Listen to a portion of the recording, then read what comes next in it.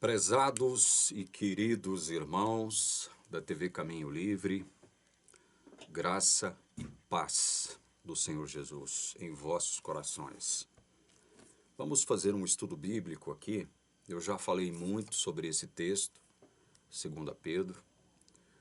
Já focamos em vários aspectos de determinados assuntos citados por Pedro aqui nesse capítulo.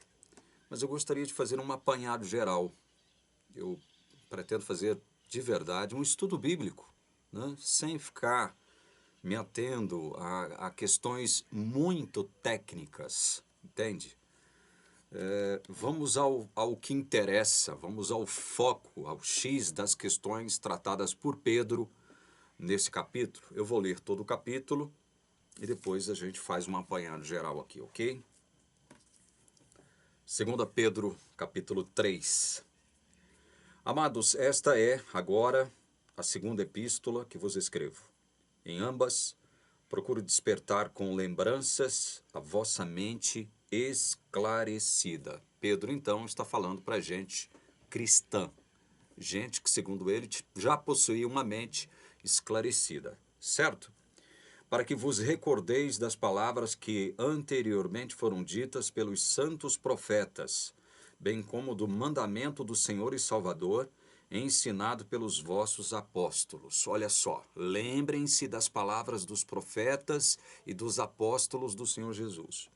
Tendo em conta, antes de tudo, que nos últimos dias virão escarnecedores, com seus escárnios, andando segundo as próprias paixões. Escarnecedores nos últimos dias, andando com escárnio e segundo as suas próprias paixões. Não se esqueçam disso. Não são escarnecedores aqui nesse caso, interessados em espiritualidade, em vida cristã, de fato e de verdade, né? Não são pessoas sinceras. 4. E dizendo, onde está a promessa da sua vinda? Vinda de Jesus. Porque desde que os pais dormiram, todas as coisas permanecem como desde o princípio da criação. E sabe o que é interessante? Provavelmente você já viu ou ouviu alguém fazendo ou se utilizando deste mesmo argumento aqui, do verso 4, que Pedro antecipa, né, através da inspiração do Espírito Santo. Olha, agora, nos últimos tempos, nos últimos dias, virão escarnecedores. E qual será o argumento deles? E esse Jesus aí que vocês dizem que vai voltar, segundo as palavras dos profetas, dos apóstolos, prometeram, né? Esse Jesus prometeu voltar. Cadê? Por que ele não apareceu ainda? E vale aqui um adendo. Ontem, assistindo a televisão, zapeando a televisão, me deparei com um canal da LBV e eu vi lá o Paiva Neto, se não me engano, falando que Jesus virá desde que a humanidade cumpra as condições para que ele possa vir. Aí eu fiquei pensando, coitado, vai ficar esperando Jesus voltar, a vida dele e não sei quantas reencarnações, porque eles creem, né, na reencarnação. E Jesus não vai voltar. Se Jesus for esperar a humanidade preencher todas as condições que ele julga, né, serem necessárias, serem cumpridas, para que só então ele volte, meu amigo, Jesus não vai voltar nunca. Verso 5. Porque deliberadamente esquecem que de longo tempo houve céus, bem como terra, a qual surgiu da água e através da água pela palavra de Deus. 6. Pela qual veio a perecer o mundo daquele tempo, afogado em água. 7. Ora, os céus que agora existem e a terra, pela mesma palavra, têm sido entesourados para fogo, estando reservados para o dia do juízo e destruição dos homens ímpios. Olha só que terrível isso aqui, né? Então, diante do escárnio, diante do argumento de que a promessa de Jesus falhou, a promessa da sua vinda falhou, porque ele não veio até agora, Pedro, então, ele lança mão de um outro argumento, dizendo o seguinte, olha, essa questão do tempo é muito relativa, vocês estão procurando tratar da questão do tempo da vinda de Jesus sob a ótica de vocês, sob o plano horizontal de vocês, sob o plano terreno de vocês. As coisas não são assim, né? Por quê? Porque Deus já estabeleceu um dia no qual ele irá julgar esse planeta Terra, que um dia foi criado, tirado através da água, né? e destruído com a própria água. E agora Deus já estabeleceu um dia onde esse planeta Terra passará por uma devassa divina, um juízo divino, com fogo. Ou seja, o dia do juízo já está determinado e os homens ímpios já estão todos reservados para o dia do juízo. A pergunta que eu faço para vocês é uma pergunta que vocês já estão cansados de ouvir da minha parte. Deus sabe ou não sabe quem são os ímpios que se perderão? Deus sabe ou não sabe? Deus sabia ou não sabia, mesmo antes de criar a terra, quantos ímpios se perderiam, quantos ímpios seriam julgados agora, no último dia, no dia do juízo? Sabe ou não sabe? Fica com você a resposta. Verso 8. Há todavia uma coisa, amados, que não deveis esquecer que para o Senhor um dia é como 1000 anos e 1000 anos como um dia. Vejam que Pedro, então, diante da pergunta, cadê a promessa da vinda de Jesus que não veio? Desde que os nossos pais morreram, vocês estão falando nesse negócio de Jesus vem, Jesus vem, Jesus vem, Jesus virá, Jesus virá, Jesus virá, e esse Jesus não apareceu ainda, né? Que negócio é esse? Isso em tom de chacota, né, gente? Aí Pedro, ele vai mais longe e diz o seguinte, olha, essa questão do tempo é relativa, porque vocês estão tratando da questão tempo, né, de acordo com a ótica míope de vocês, né? Agora, para Deus, essa questão do tempo praticamente inexiste, porque, aí ele vai citar aqui, olha, porque 1000 anos, para Deus 1000 anos é como um dia, e um dia como 1000 anos, ou seja, Deus não está na cadeia do tempo, Deus não está preso na estrutura do tempo, tempo é uma criação de Deus, e Deus não pode se submeter a uma criação dele mesmo. Deus está fora do tempo. Então, sabe, vocês estão procurando falar de coisas que vocês não entendem. Verso 9. Não retarda o Senhor a sua promessa, como alguns a julgam demorada. Pelo contrário, ele é longânimo para convosco, não querendo que nenhum pereça, senão que todos cheguem ao arrependimento. Veja que eu não quero tratar da questão de quem ou para quem, né, Pedro está fazendo referência aqui quando ele diz assim, olha, não querendo que nenhum pereça, senão que todos cheguem ao arrependimento. Não é esse o foco do meu diálogo aqui, do meu estudo com vocês, certo? O meu foco aqui é com relação, primeiro, ao foco do questionamento, vinda de Jesus, e a uma questão a qual essa vinda de Jesus está relacionada, intimamente relacionada. E que questão é essa? O tempo, certo? Então, Pedro está falando o seguinte, olha, não retarda o Senhor a sua promessa. Inclusive, eu já trabalhei um texto de Ellen White, comparando a Ellen White com esse aqui. Um texto de Ellen White com esse aqui, onde ela diz o contrário do que Pedro diz aqui no verso 9. Ela diz que Deus está protelando, né?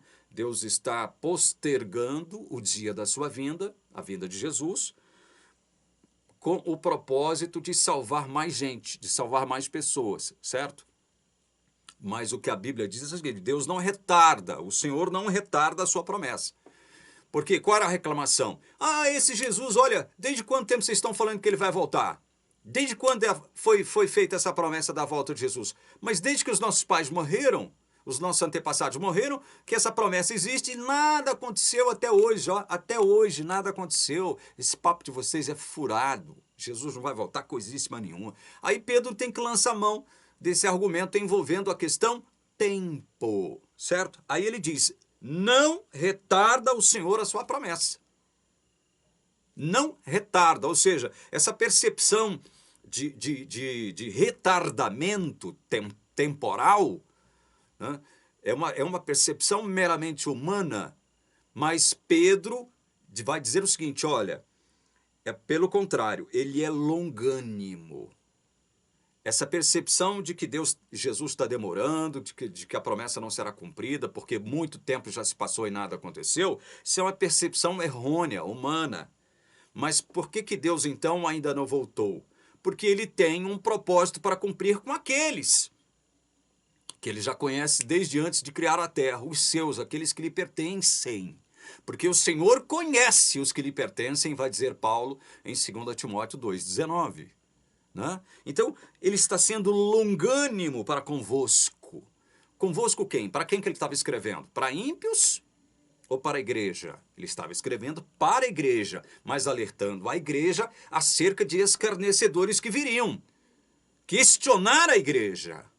Colocar a igreja, procurar colocar a igreja numa situação de dificuldade. Né? Porque, olha, esse Jesus sobre o qual vocês dizem que vai voltar, não voltou ainda. E aí, olha, e aí? Cadê? Né? Vocês estão enganados. Então, Pedro tem que lançar a mão da questão dessa percepção de que Jesus não virá, ou de que o tempo está... Né, ele retardou a promessa, de que ele está demorando. Pedro tem que lançar a mão dessa questão do tempo para reafirmar uma coisa. Olha, Deus não retarda. Né? O Senhor não retarda a sua promessa. Ele não retarda. Ou seja, ele não vai mudar a sua agenda. Ele não vai alterar a sua agenda. Em outras palavras, é isso que Pedro está falando aqui. Não retarda o Senhor a sua promessa. Ele não está postergando e muito menos adiando. Ele não está. Ele não está adiantando nem postergando. Né? Ele vai agir de conformidade com o seu relógio, com a sua agenda. É isso que Pedro está tentando dizer aqui. Verso 10. Virá, entretanto, como ladrão o dia do Senhor, no qual os céus passarão com estrepitoso estrondo e os elementos se desfarão abrasados. Também a terra e as obras que nela existem serão atingidas. Veja que a terra passará, digamos, por essa purificação. A terra. E quem serão objetos desse fogo que irá devorar a terra, não destruí-la, irá devorá-la. Quem serão os objetos desse fogo? Os ímpios. Eles já estão, como diz aqui o verso 7, reservados. Reservados. Deus já sabe quem são eles. Verso 11. Visto que todas essas coisas hão de ser assim desfeitas, deveis ser tais como os que vivem em santo procedimento e piedade. Olha, tudo que foi profetizado vai acontecer. Se lembram do dilúvio? Pois é. Quando Moisés pregava, ninguém acreditou nele, a não ser sua própria família. Ninguém. Então lembre-se disso. Deus prometeu e cumpriu. Tudo no tempo dele. Tudo segundo a sua agenda. Vocês, então, devem viver em santo procedimento e piedade. Verso 12. Esperando, e aqui vem um X da questão, olha. Esperando e apressando a vinda do dia de Deus, por causa do qual os céus incendiados serão desfeitos e os elementos abrasados se derreterão. Bom, vamos procurar entender rapidamente isso aqui. Eu teria mais coisas para ler aqui, que eu ainda não terminei de ler, mas não vamos ler. Mas olha só, esperando e apressando. Não só esperando, bem como apressando a vinda do dia de Deus. Espera lá. A igreja adventista, ela crê, porque Ellen White afirmou, que é possível apressar, segundo esse mesmo texto aqui, o dia da vinda do Senhor. Mas espera lá, Pedro não acabou de dizer aqui atrás, no verso 9, não retarda o Senhor a sua promessa? Se o Senhor não retarda a sua promessa, veja que aqui ele está exortando os crentes e preparando-os para objetar os escarnecedores. Então é como se Pedro dissesse o seguinte para a igreja, olha, para a qual ele escrevia. Respondam deste modo aqui, objetem deste modo aqui, argumentem deste modo aqui. Não retarda o Senhor a sua promessa. Ou seja, ele não está retardando a sua promessa, como alguns pensam que está. Ele não está postergando, ele não está fazendo constantes e frequentes adiamentos. Não, ele não retarda. Ou seja, se ele não retarda, É porque ele vai obedecer o quê? A sua agenda. Ele já determinou o dia e ele vai obedecer a sua própria determinação. Só que, mais à frente, parece que Pedro se contradiz. Olha, preste atenção. Parece. Isso aqui seria uma antinomia. É um termo técnico que indica uma aparente contradição. Entenderam? Antinomia é uma aparente contradição.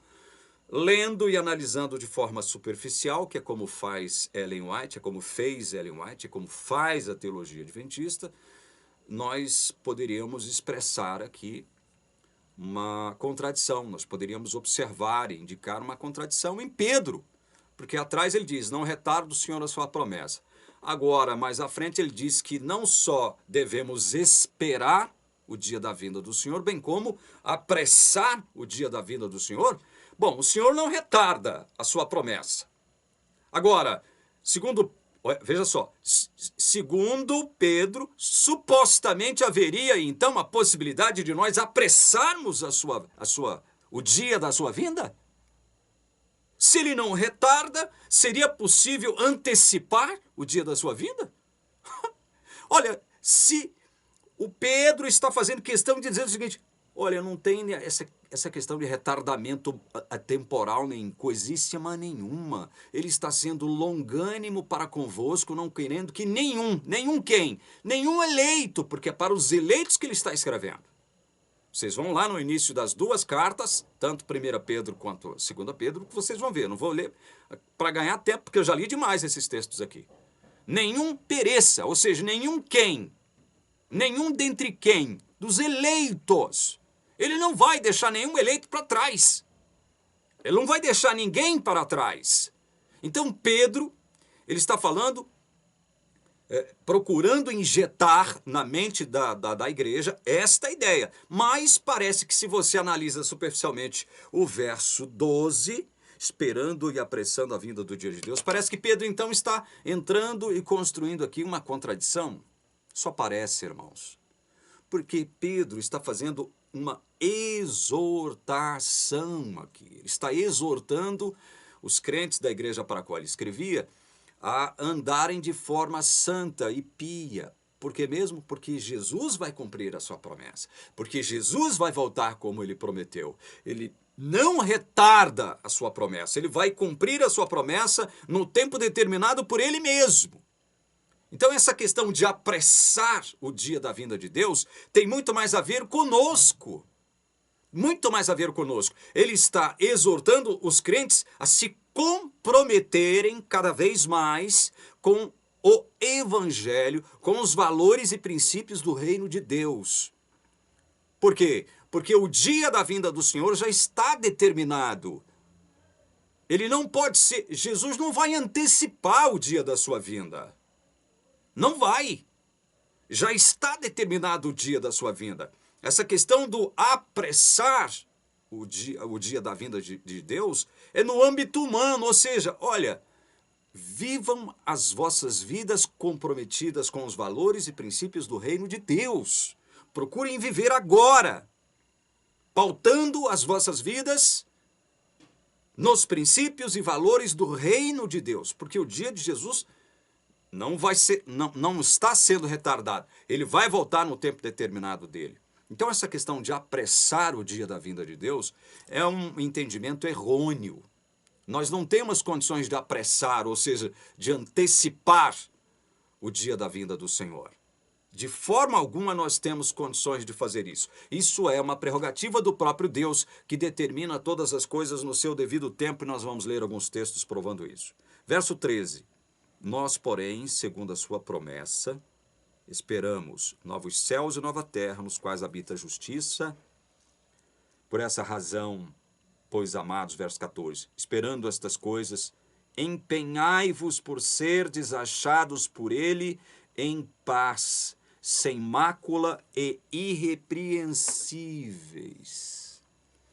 Olha só, esperando, como diz ele aqui, em verso 14, esperando estas coisas, ou seja, a vinda de Jesus, a destruição dos ímpios e e a chegada a novo céu e nova terra, esperando estas coisas, empenhai-vos por ser desachados por ele em paz, sem mácula e irrepreensível. Eu pergunto a você, meu irmão adventista, minha irmã adventista, hoje, nesse exato instante em que você assiste esse vídeo, você está em paz com Deus? Eu não estou falando se você, eu não estou perguntando se você está em dias com Deus. Não é isso que eu estou perguntando. Estou perguntando se você está em paz com Deus. Você não precisa responder para mim, nem para ninguém aqui, porque Deus só conhece seu coração. Mas responda diante de você mesmo, diante de você mesma. Você está em paz com Deus, verdadeiramente em paz com Deus? Ou você ainda teme alguma coisa? Teme? Se você ainda teme alguma coisa, se você ainda tem alguma pontinha de temor, por mais que você não queira admitir isso, Deus sabe. Deus sabe. Portanto, essa pergunta que eu estou fazendo a você é uma exortação para que você se examine. Faça um autoexame. Você não precisa responder para mim nem para ninguém, porque Deus conhece o seu coração. Responda para você mesmo, para você mesma. Você está em paz com Deus? Se você não está em paz com Deus, você já se perguntou como fazer paz com Deus? Já se perguntou? Já se fez essa pergunta? Como é que eu faço paz com Deus? Como? Como é que eu decreto que há paz entre eu e o meu Deus? Como é que eu decreto isso? Já se perguntou? Você está em paz com Deus? Se você não está, se você está sendo honesto com você, leal com você mesmo, transparente consigo mesmo ou consigo mesma, preste atenção. O Evangelho, um dos benefícios do Evangelho, um dos primeiros benefícios do Evangelho é produzir paz no nosso coração. Saiba disso. Um dos primeiros benefícios do Evangelho é produzir paz em nosso coração. Verdadeira paz entre nós e Deus. Não é Deus passando a mão na sua cabecinha e desculpando seus pecados. Não é assim que vai acontecer paz. É de um outro modo que acontece a verdadeira paz entre Deus e você, entre você e Deus. Mas é paz de verdade mesmo, decretada pelo próprio Deus. Eu faço questão de ler rapidinho um texto que se encontra em Romanos capítulo 5, verso 1 para você. Grave aí, marque aí, 2 Pedro. Eu leio Romanos capítulo 5, verso 1 para você que já respondeu a essa exortação que eu estou fazendo. Você está em paz com Deus? Romanos 5, 1. Justificados, pois, mediante a fé, temos paz com Deus, por meio de nosso Senhor Jesus Cristo. Justificados, pois, mediante a fé, temos paz com Deus, por meio de nosso Senhor Jesus Cristo. Olha só. Paulo está deixando claro aqui que há só um modo de você estar em paz com Deus. Só há um modo. E qual é o modo? Segundo a Bíblia. É quando você é justificado por esse mesmo Deus por meio de Jesus Cristo. Não é por meio de você que haverá paz. Não é você cumprindo normas, regras e ordenanças. É importante cumprir normas, leis, regras e ordenanças? É importante. É claro que é importante. Pedro, inclusive, está exortando a igreja a viver comprometida com os valores e princípios do reino de Deus. Piedosamente. É o que ele diz aqui. Vida, santo procedimento e piedade. Não se tem vida com santo procedimento e piedade, desrespeitando as leis, as normas e as ordenanças. É importante obedecê-las. Não para ser salvo. Pelo contrário. Mas é porque você já foi alcançado pela graça. Você já é um cidadão ou uma cidadã do reino de Deus. Você já pertence ao reino de Deus. Então, como que eu tenho paz com Deus? Como é que Deus faz paz comigo? Através da justificação que nos alcança pela fé por meio de Jesus Cristo. Você tem fé em Jesus Cristo? Verdadeira? É outra pergunta que eu te faço. Você tem fé em Jesus verdadeira? Então, saiba, você já foi justificado por Deus. Você que tem fé verdadeira em Jesus. Aí você pode perguntar, mas é só isso? Meu irmão, você vai brigar com quem? Você quer brigar com Deus que está dizendo? Está dizendo que só há paz depois que você for justificado por Ele? Por meio de Jesus? Não é por meio de você, irmão. Agora, não é por isso que você vai viver uma vida desregrada. A vida comprometida com os valores e reinos do reino de Deus, ela é uma evidência de que você já foi alcançado pela graça desse Deus maravilhoso. Então, só há um meio de obter paz com Deus. É aceitando, agora, que você já foi justificado pela fé que você tem em Jesus. Porque é por causa do que Jesus fez que você está sendo justificado. Você foi justificado por Deus. Por causa de Jesus que você foi justificado. Não é por causa de você. Veja que o texto diz, por meio de Jesus. Aí Deus te deu um negócio chamado fé, através do qual você crê na palavra. Crê no que Jesus fez por você.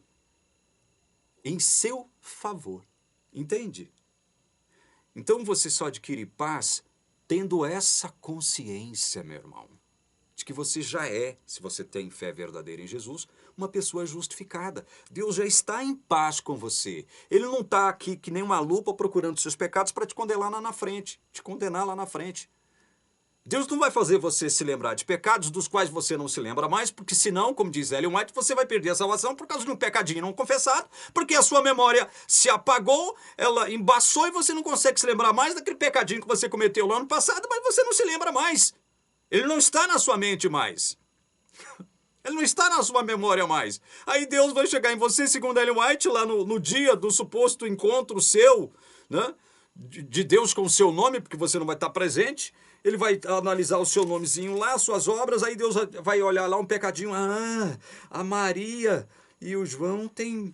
Cada um deles tem um pecadinho aqui que não foi confessado. O João também, ó, tem esse pecadinho aqui que não foi confessado. Então, eu não posso fazer nada. O pecado que não foi confessado pela Maria, provavelmente é porque ela se esqueceu. O João também, esse pecadinho aqui, infelizmente, carimba aqui, é reprovado. Pá, reprovado. Não, eu não posso levá-lo para o céu. Pelo amor de Deus, gente, deixa de crer nessa bobagem. Pelo amor de Deus, você quer ter paz com Deus mesmo? Você quer ter paz, meu irmão, minha irmã adventista? Vocês querem ter paz com Deus? Parem de crer nessa bobagem de juízo investigativo. Parem de crer nessa doutrina diabólica, satânica, que anula a graça de Deus, anula o evangelho do nosso Senhor Jesus Cristo. Pare com essa bobagem. Continue na igreja, irmão. Continue na igreja, irmã. Se vocês puderem continuar, continuem. Fiquem aí. Mas creiam no evangelho verdadeiro. Creiam na palavra de Deus. Não creiam em Ellen White. Não creiam nessa ladra de escritos de outros escritores cristãos. Essa mulher foi ladra. Ladra. Mentirosa. Dizia que não comia frutos do mar, mas comia. Quando morava em Sydney, na Austrália, frequentava um restaurante de frutos do mar. Escondida. Frequentava lá escondidinha, disfarçada. Essa mulher foi uma ladra, foi mentirosa, foi desonesta, uma aproveitadora. Parem de crer em Ellen White. Creiam na palavra de Deus, irmãos. É tão difícil assim crer na palavra? Estou mostrando para vocês a palavra. Vocês estão brigando comigo porque eu estou mostrando a palavra para vocês? Aí me chamam de tudo quanto é nome. Olha, vocês podem continuar me chamando de tudo quanto é nome. Podem me adjetivar do jeito que vocês quiserem. Eu não estou nem aí mais para essa adjetivação negativa que vocês projetam sobre mim. Não estou nem aí. O que eu quero, e vou continuar fazendo, se Deus me der força, graça para isso, é continuar alertando-os, exortando-os. É só isso, meu irmão. É só isso. Por essa razão, pois, amados, esperando estas coisas, empenhai-vos por seres achados por ele em paz, sem mácula e irrepreensíveis. Outra coisa. Como é que você, diante de Deus, pode estar sem mácula e irrepreensível? Como? Como? É através de você mesmo? É através de sua suposta, de seu suposto comprometimento com a religiosidade que a Igreja Adventista impõe sobre você? Sem mácula e irrepreensível. Aí eu me lembro de uma pregação sobre a qual o Elias me falou, muitos anos atrás, de um pastor adventista feita lá na Igreja Central de Cuiabá. Ele ouviu o pastor dizer o seguinte: olha, irmãos, Jesus vai voltar em breve. Ele está vindo aí. Vocês têm que se preparar. Vocês têm que se preparar porque vai que Jesus volta e pega vocês num momento de baixa. Vai que vocês dão o azar de Jesus voltar e pegar vocês num momento de baixa espiritual. Né? Um pecadinho aqui, outro pecadinho acolá, um deslize aqui, outro deslize acolá. Vai que vocês dão o azar. Você sabe a que horas Jesus vai voltar? Você sabe o dia da volta de Jesus? Eu não sei a hora, você também não sabe o dia, você também não sabe a hora. Por isso é que Pedro exorta a igreja o seguinte: olha, vivam em santo procedimento e piedade. Encarnem, né, como foco de vossas vidas a vinda de Jesus e que isso motive vocês a serem melhores. Desta forma, vocês vão estar, entre aspas, apressando o dia da vinda do Senhor. Mas não alterando a agenda temporal de Deus, a estrutura temporal determinada por Deus. Isso não é possível afetar, meus irmãos. É no âmbito humano que Pedro está falando isso aí. É no âmbito humano que ele está tratando disso. A agenda de Deus não será alterada por nenhuma ação humana. Ponham isso nas vossas cabeças. Como é então que você vai se encontrar no dia da volta de Jesus sem mácula e irrepreensível? Como? Como? Se você assistir alguns vídeos passados aqui no canal, você vai saber como. Só há um meio, meu irmão. É crendo na graça do Senhor Jesus que já te salvou. Essa mesma justificação sobre a qual eu falei aqui agora, citando Romanos 5:1. Não há outro meio de você ser considerado justo por Deus, sem mácula e irrepreensível, a não ser por Jesus. Você tem que ter fé no que Jesus fez por você. Ou você desacredita da justiça de Jesus, ou você desacredita da santidade de Jesus, da santificação de Jesus. E aí eu quero ler um só texto para você, porque eu tenho que terminar a leitura do capítulo, tá? Olha só, leia comigo São João, capítulo 19. João, capítulo 17, perdão. João, capítulo 17. O verso é o 19. Diz assim: e a favor deles. Deles quem? Aqueles a quem Deus deu para Jesus. E por isso eles creem verdadeiramente em Jesus. Estou fazendo só uma rápida explanação aqui acerca desse deles, tá? Se você ler todo o capítulo 17, você vai ver que é justamente sobre isso que eu acabei de falar, que se refere o texto. É a favor, olha só, é a favor deles, eu, disse Jesus, eu me santifico a mim mesmo para que eles também sejam santificados na verdade. Quer dizer que foi em nosso favor que Jesus se santificou. Mas se Jesus já não era santo? Era. Aí ele se tornou homem, o Verbo se fez carne e habitou entre nós, e se santificou enquanto homem também. Porque Deus ele já era, e agora é homem também. em nosso favor ele se santificou. Então, qual é a santificação que me torna imaculado e irrepreensível diante de Deus? É a minha? Ou é a de Jesus? Se você responder essa pergunta que eu acabei de fazer agora, como sendo a minha, ou a sua no caso, santificação que vai me tornar imaculado e irrepreensível diante de Deus, você está perdido. Você está perdido. Você nunca foi salvo. Se você pensa assim, você nunca foi salvo. Se você foi salvo, você tem que repensar essa ideia, porque a Bíblia está dizendo que o único modo de eu ser justificado, para e pensa, justificado por Deus, é alguém que já é justo aos olhos de Deus, não porque se tornou carnal e praticamente justo. Uma pessoa justa, do ponto de vista prático, humano, horizontal, ela não comete nenhum tipo de deslize, nenhum tipo de erro, nenhum tipo de prática pecaminosa a mais. Mas, no entanto, apesar disso, de eu ainda cometer práticas pecaminosas, cometo um deslize aqui, outro deslize acolá, Deus me declarou justo, não por minha causa, mas por causa de Jesus Cristo, como diz Romanos 5:1.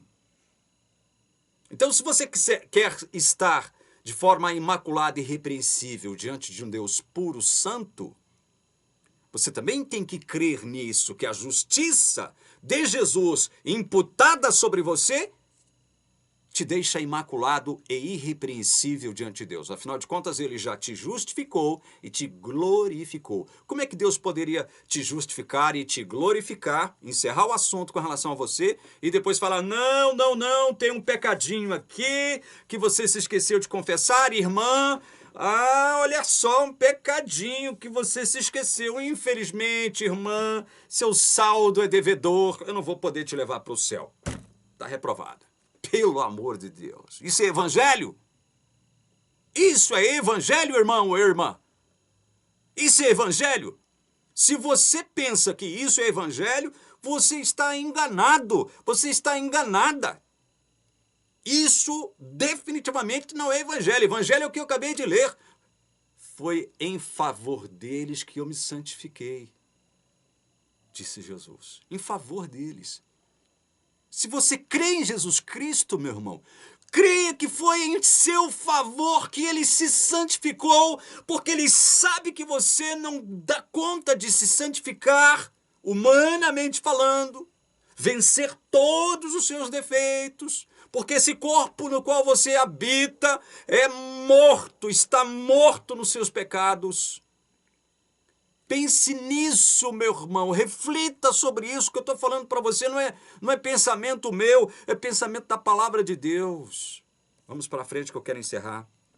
Verso 15. E tende por salvação a longanimidade de nosso Senhor, como igualmente o nosso amado irmão Paulo vos escreveu, segundo a sabedoria que lhe foi dada. Longanimidade. Deus não retarda a sua promessa, ele não está postergando, ele não está adiando. E muito menos ele permitirá que qualquer ser humano possa antecipar o dia da sua vida que já está determinado. Não é por uma questão de longanimidade, Deus. Deus vai salvar todos aqueles a quem ele já elegeu, ele já escolheu. Provavelmente muitos nem nasceram ainda, tem que nascer. Mas Jesus virá. A promessa dele continua valendo. É isso que Pedro está exortando a igreja. É para isso, verso 16. Ele fala de Paulo, né?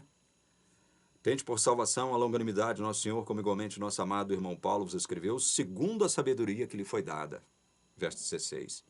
Ao falar acerca destes assuntos, como de fato costumo fazer em todas as suas epístolas, nas quais há certas coisas difíceis de entender, que os ignorantes e instáveis deturpam, como também deturpam as demais escrituras, para a própria destruição deles. Há coisas em Paulo difíceis de entender? Há muitas. Mas quem é que propositalmente deturpa os escritos, alguns escritos difíceis de entender em Paulo? Quem que deturpa? Quem que deturpa? Quem que faz questão de deturpá-los? Olha aqui. Ignorantes e instáveis deturpam, como também deturpam as demais escrituras para a própria destruição deles. Pedro começa o capítulo exortando a igreja, está atenta aos escarnecedores que virão nos últimos tempos. Cadê esse Jesus que vocês estão falando que vem? Meu tataravô já falava também, nada aconteceu. Meu tataravô, o meu tataravô, o meu tataravô, o meu tataravô, o meu tataravô, o meu bisavô, o meu avô, nada aconteceu. Cadê? Há coisas difíceis de entender em Paulo? Ah, claro que há. Mas por isso elas são incompreensíveis? Não. Não são incompreensíveis, porque o mesmo Espírito Santo que inspirou Paulo a escrever essas mesmas coisas difíceis, ele vai possibilitar você alcançar, interpretar essas coisas difíceis. Mas quem é que faz questão de, olha, torcer? Quem é que faz questão de torcer tudo? Olha, de deturpar tudo, nas quais há certas coisas difíceis de entender que os ignorantes e instáveis deturpam, como também deturpam as demais escrituras. Ignorantes e instáveis. É gente ignorante que não conhece o assunto sobre o qual Paulo tratou, que quer falar justamente do assunto sobre o qual Paulo tratou com autoridade. Foi o que eu mais vi dentro da igreja adventista. Foi o que eu mais vi. Gente ignorante em relação àquilo que Paulo tratou nas suas epístolas, e querendo falar como se fossem autoridades daquilo que Paulo escreveu. Nunca tiveram humildade para reconhecer que estavam errados. Se tiveram, esconderam essa humildade sob a capa de santidade. Estou falando dos pastores e doutores e teólogos dentro da igreja. Aí os ignorantes querem falar de algo que eles ignoram. Como é que um ignorante pode falar com propriedade, com um embasamento, fundamentação sobre aquilo que eles ignoram? Me respondam. Ah, e tem outra classe de gente que deturpa as escrituras. São os instáveis. Será que Paulo fala isso sob a ótica comportamental? Pode ser que sim. Pode ser que sim. É provável que sim. Mas não é só instável na questão comportamental. Ah, ora eu estou de bem, ora eu estou mal, ora eu consigo cumprir as normas, ora não. Eu creio que essa instabilidade também reside aqui, ó. Uma hora eu creio que Jesus é meu Senhor e Salvador e que me ama. Mas outra hora Jesus parece tão distante, Jesus parece tão ausente da minha vida. Sabe, às vezes parece tudo sem sentido, e às vezes dá vontade de desistir de tudo, pegar essa Bíblia minha, jogar no vaso, dar descarga, tacar fogo nela. Aí passa esse momento de baixa, sobre a qual aquele pastor lá de Cuiabá falou, né? E Jesus não voltou, graças a Deus, por uma sorte sua, porque para ele a questão de salvação é de sorte e azar. Sorte para quem se salva, azar de quem se perde. Meu Deus do céu, quanta bobagem eu já ouvi dentro da igreja adventista do sétimo dia. Eita povo arrogante, esses teólogos e pastores da igreja. Eita povinho arrogante, narizinho empinado, donos da verdade, né? Guias dos cegos, mestre dos ignorantes. Quanta ignorância esse povo, né? Então, instáveis. Os instáveis também querem, eles se deturpam as escrituras. Aí vem o ignorante e o instável querendo torcer aquilo que os escritores inspirados pelo Santo Espírito de Deus escreveram. Aí são eles que querem se tornar os mestres, os guias dos cegos, os portadores da luz para o mundo que anda em trevas. São esses que distorcem para a sua própria destruição não só as escrituras escritas por intermédio de Paulo, mas dos demais irmãos, apóstolos e profetas. Entenderam o que Pedro quis dizer? Verso 17. Vós, pois, amados, prevenidos. Está vendo como ele estava exortando? Prevenidos como estáis de antemão, acautelai-vos, não suceda que, arrastado pelo erro desses insubordinados, olha só, insubordinados, Ignorantes e instáveis são insubordinados. Insubordinados a quê? A Deus, a sua palavra. Insubordinados. Descaiais da vossa própria firmeza. Firmeza. Pedro não está falando da salvação. Ele está falando da vossa firmeza.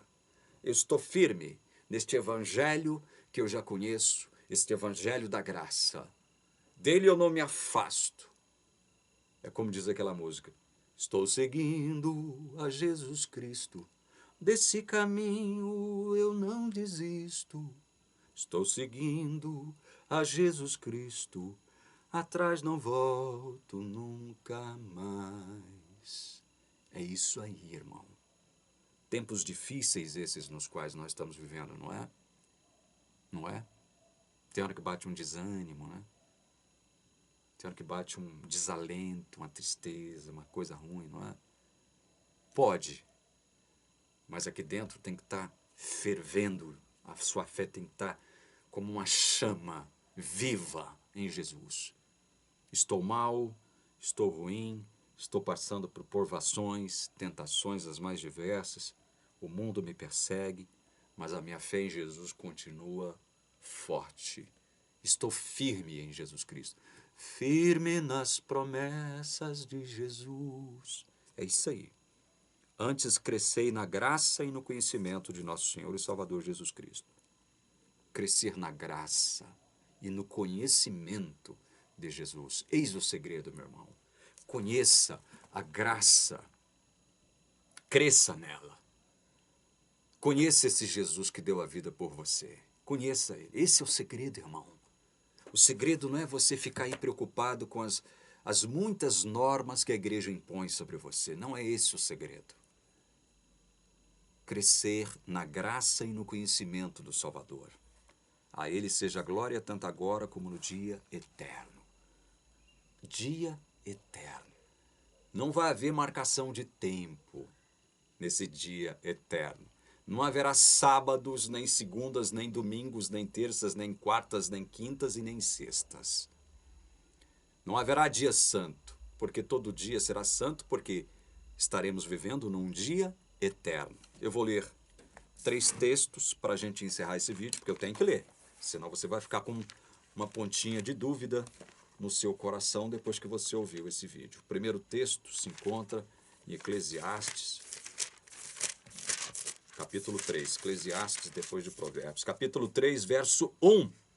Tudo tem o seu tempo determinado, e há tempo para todo propósito debaixo do céu. Aí tem uma lista de coisas sobre as quais o sábio rei Salomão vai falando. Tudo tem seu tempo determinado. Quem criou o tempo? Deus. Quem que determina esse tempo das coisas acontecerem? O próprio Deus. Tudo tem seu tempo determinado. Creia nisso, irmão. Outros 2 versículos que eu quero ler se encontram em Mateus, capítulo 24. Abra comigo rapidinho para me encerrar o vídeo. Capítulo 24. Primeiro vamos ler o verso 36, depois a gente volta para ler lá atrás. Capítulo 24, verso 36. Falando acerca da sua vinda, Jesus diz assim: mas a respeito daquele dia e hora, ninguém sabe, nem os anjos dos céus, nem o Filho, senão o Pai. Dia da vinda de Jesus, nos quais, como diz Pedro, os elementos ardendo se desfarão. Dia para o qual os homens ímpios estão reservados. Já está com uma passagem compra para eles lá. Está tudo reservadinho no nome deles, cada um. E dia da vinda de Jesus, o que diz Jesus aqui? A respeito daquele dia e hora, ninguém sabe, nem os anjos, nem o Filho, senão o Pai. Quer dizer que Jesus não sabe o dia da sua vinda? Enquanto homem, ele diz que não, mas enquanto Deus é óbvio que ele sabe. Nem anjos, nem homens sabem. Por quê? O dia já está determinado por Deus. Verso 22. Mateus 24, 22. Esse texto aqui parece, veja, esse texto parece que vai na contramão de tudo que nós estamos falando, mas não, olha só. Não tivessem aqueles dias sido abreviados, ninguém seria salvo, mas por causa dos escolhidos, tais dias serão abreviados. Tais dias, que tais dias são esses aos quais Jesus se refere, que serão abreviados? O dia do sofrimento, da provação, da dor, do sangramento, das aflições, a percepção desses dias é que será abreviada. Você o dia vai parecer para você como se estivesse passando rápido. Deus não vai mexer. O texto não está falando que Deus vai ou atrasar ou adiantar o dia da vinda dele. Não, ele vai simplesmente trabalhar em você para que você perceba, tenha a percepção de que os tempos estão correndo rápido, para que o seu sofrimento seja minorado, para que a sua dor, o seu sangramento, a sua aflição seja minorada, diminuída. É nesse sentido que Jesus está falando.